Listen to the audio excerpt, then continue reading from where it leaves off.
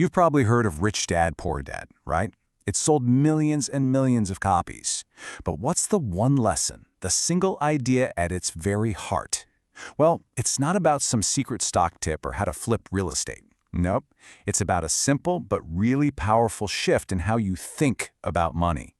So let's unpack that one big idea that truly changes the game.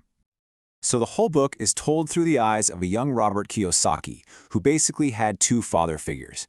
The first was his actual dad, a super smart, highly educated guy who always struggled with money. That was his poor dad. And the other? That was his best friend's father, an entrepreneur who would go on to become one of the richest men in Hawaii. That was his rich dad. And the advice they gave? I mean, it was night and day. Poor Dad's mindset was always a statement, a dead end. I can't afford it, and that's it, conversation over.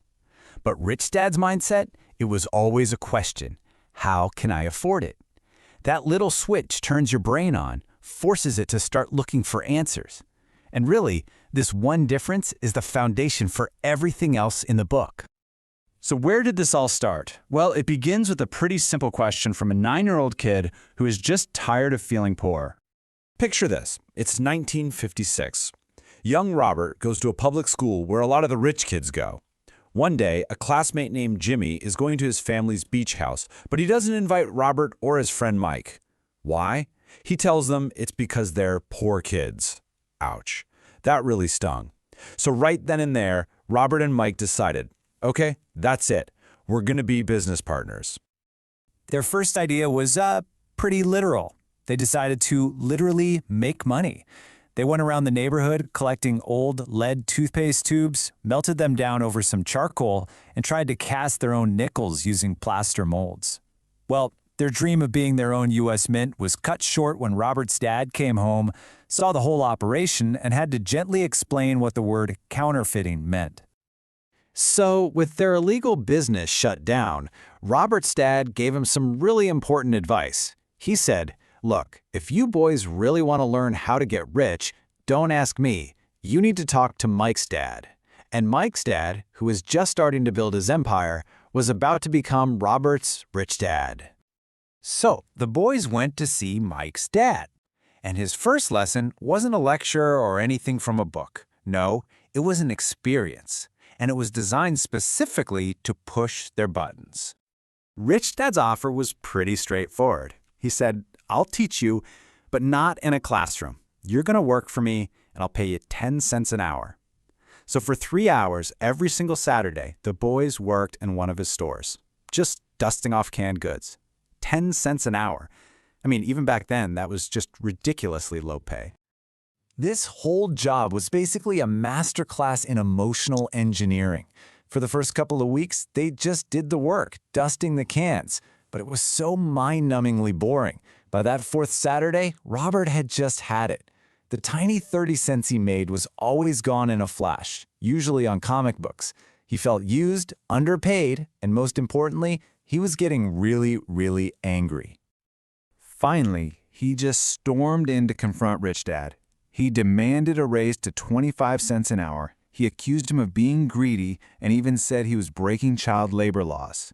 He just let all that frustration pour out. And that was it. That was the moment the real lesson began. Rich Dad explained that life is the best teacher, but it doesn't talk to you. It just kind of pushes you around. He had been pushing Robert on purpose, just waiting for him to get angry enough to push back. That emotional reaction, that was the real starting point for learning anything.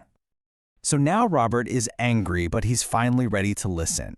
And this is when Rich Dad explains the invisible trap that so many adults fall into, the very trap he wanted these boys to avoid. He called this pattern the rat race. It's that life script that most people just follow without ever questioning it. They work harder and harder, but they never seem to really get ahead. And this whole system, he explained, runs on two very powerful invisible engines. And those two engines are fear and greed, or, as Rich Dad also called them, fear and desire. These two emotions are what control the financial lives of almost everyone who doesn't really understand how money works. So here's how the cycle works, how the trap snaps shut. First, the fear of not having money. That forces you to go get a job.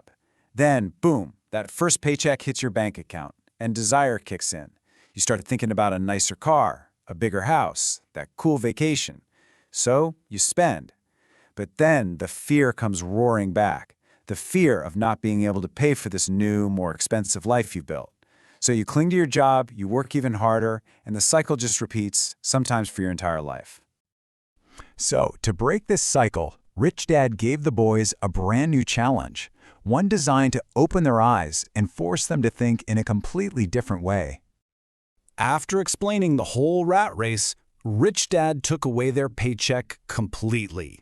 He said, "Okay, get back to work, but this time I'm paying you nothing, zero." He wanted to force them to stop thinking that a paycheck was the answer and start using their brains to spot opportunities to create money for themselves.